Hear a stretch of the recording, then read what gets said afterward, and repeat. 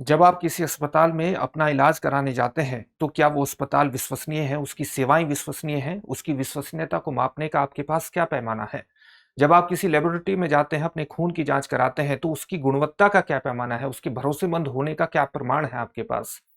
साथ ही अगर आप कोई सामान खरीदते हैं, तो वो सामान कितना गुणवत्तापरक है? भारतीय सामान आखिर वैश्विक मानकों पर क्यों पिछड़ जाते हैं? इन सभी सवालों का जवाब देने के लिए क्वालिटी काउंसिल ऑफ इंडिया एक महत्वपूर्ण नेक्स्ट जनरेशन सुधारों को लेकर के आई है, ताकि भारत में अलग-अलग संस्थाओं के अलग-अलग उत्पादों की गुणवत्ता को पारदर्शी तरीके से निर्धारित किया जा सके, ताकि लोगों के व्यावहारिक अनुभव को भी सुधारा जा सके। तो आज इन्हीं सुधारों पर हम बात करेंगे, लेकिन सबसे पहले जान लीजिए कि क्वालिटी काउंसिल ऑफ इंडिया वस्तुतः है क्या? ये एक महत्वपूर्ण निकाय है जिसकी स्थापना 1996 में हुई थी, और इसकी स्थापना एक स्वतंत्र स्वायत्त निकाय के रूप में की गई थी। क्यों की गई थी?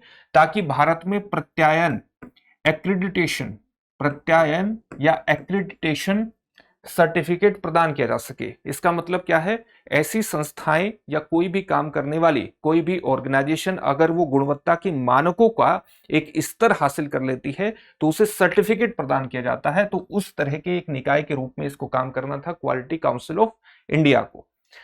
इसकी स्थापना एक पीपीपी मॉडल के आधार पर की गई, यानी पब्लिक प्राइवेट पार्टनरशिप मॉडल के आधार पर की गई।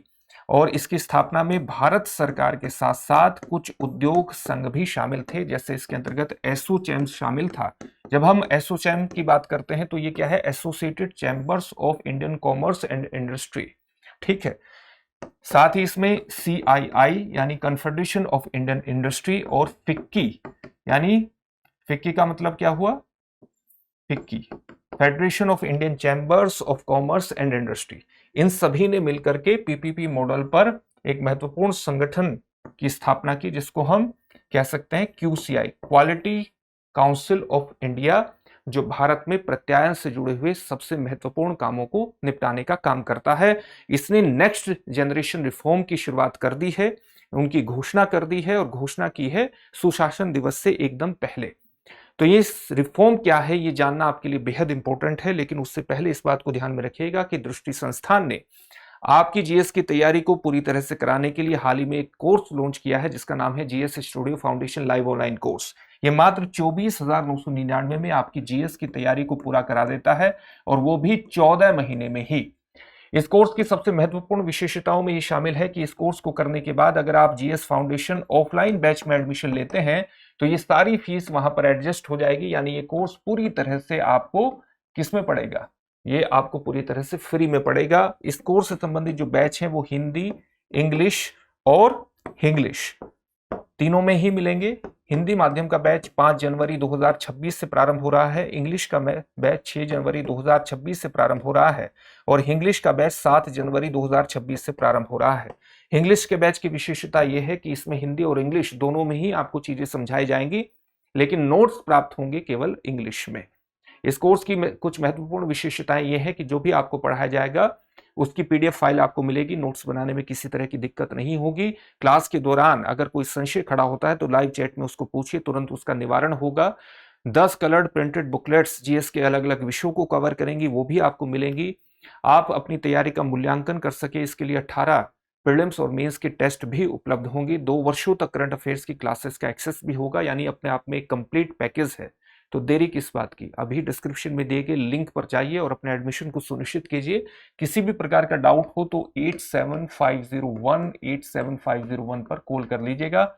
साथ ही दृष्टि संस्थान ने रांची में भी अपनी शाखा की शुरुआत कर दी है, वहां से भी आपकी झारखंड पब्लिक सर्विस कमीशन और यूपीएससी की तैयारी हो जाएगी। अगर आप रांची के आसपास रहते हैं तो वहां पर एडमिशन लेकर के अपनी तैयारी को आगे बढ़ा सकते हैं। अब देखते हैं कि क्वालिटी काउंसिल ऑफ इंडिया यानी भारतीय गुणवत्ता परिषद ने जो नेक्स्ट जनरेशन रिफॉर्म की शुरुआत की है, उसमें सबसे महत्वपूर्ण पहले क्या है उसको जान लेते हैं।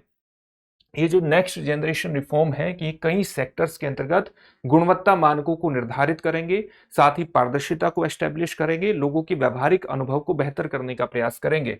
विशेष तौर से आप देखेंगे कि ये हेल्थ सेक्टर में, लेबोरेटरीज के अंतर्गत, साथ ही मैन्युफैक्चरिंग, और मैन्युफैक्चरिंग में भी विशेष तौर से जो हमारा एमएसएमई सेक्टर है, यानी micro small medium enterprise sector है, इनकी गुणवत्ता को सुधार करके वैश्विक इस तरह के उत्पादों को बनाने का, उनकी गुणवत्ता मानकों पर उनको निखार करके इस तरह से निर्धारित करने का प्रयास है कि वैश्विक स्तर पर उनकी डिमांड हो, वो इंटरनेशनल स्टैंडर्ड के अनुसार हो और वैश्विक स्तर पर भी उनकी डिमांड बढ़े, गुणवत्ता की इस मानक को उनको हासिल करवाना है।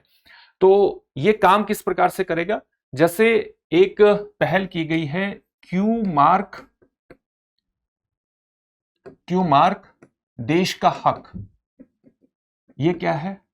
ये QR कोड आधारित पहचान चिन्ह है। QR कोड आधारित पहचान चिन्ह यानी आप QR अपनी मोबाइल फोन से QR कोड को स्कैन कीजिए, उसके माध्यम से ही आपको पता चल जाएगा कि कोई अस्पताल विश्वसनीय है या नहीं है, किसी लेबोरेटरी पर आप भरोसा कर सकते हैं नहीं कर सकते हैं, कोई भी MSME प्रमाणित है या नहीं है, सर्टिफिकेशन से प्रमाणित है या नहीं है, और उसके आधार पर उसकी क्वालिटी का आपको पता लग जाएगा। ये एक महत्वपूर्ण पहल है। साथ ही पूरी प्रक्रिया को इस तरह से डिजिटाइज किया जाएगा कि आपको फिजिकली जाकर के एक लंबी प्रक्रिया के तहत किसी भी लेबोरेटरी का, किसी फैक्ट्री का परीक्षण न करना पड़े, बल्कि बहुत कम समय में डेटा एनालिटिक्स के माध्यम से डिजिटली ही आप किसी चीज का परीक्षण करने में सक्षम हो जाए, उसकी क्वालिटी को निर्धारित करने में सक्षम हो जाए। इस तरह की व्यवस्था को खड़ा करने की कोशिश की जा रही है और इसी के अंतर्गत एक महत्वपूर्ण पहल है क्वालिटी सेतु। ये क्या है? अगर आपको किसी से भी कोई भी शिकायत है तो ऑनलाइन आप शिकायत दर्ज कराइए, उसका त्वरित गति से समाधान यहां पर किया जाएगा। कुछ और महत्वपूर्ण पहले आप देख सकते हैं। अगर हेल्थ सेक्टर के अंतर्गत देखें तो हेल्थ सेक्टर के अंतर्गत एक प्रमाणन का हमारी व्यवस्था है, national accreditation board for hospitals. ये क्या करता है? ये बड़े हॉस्पिटल्स, जिन हॉस्पिटल्स के पास संसाधन ज्यादा है, उन हॉस्पिटल्स, शहरों में स्थित हॉस्पिटल्स को ही ज्यादातर प्रमाणन के अंतर्गत लाता है, सर्टिफिकेशन के अंतर्गत लाने की कोशिश करता है। अब क्या किया गया है? अब ऐसे हॉस्पिटल्स जिनके 20% बेड ऑक्यूपाइड हैं, वो भी प्रमाण हासिल करने के लिए आवेदन कर सकते हैं, और इस प्रकार से ये दूर दराज के क्षेत्रों में स्थित जो छोटे हॉस्पिटल हैं उनको भी प्रमाणन हासिल करने के लिए प्रेरित करता है। लेकिन इनको वो प्रमाणन हासिल करने के लिए क्या करना पड़ेगा? अपनी गुणवत्ता के स्तर में सुधार करना पड़ेगा, और गुणवत्ता के स्तर में सुधार करना पड़ेगा तो निश्चित रूप से कुछ ऐसे लोग होने चाहिए जो कि इन्हें गुणवत्ता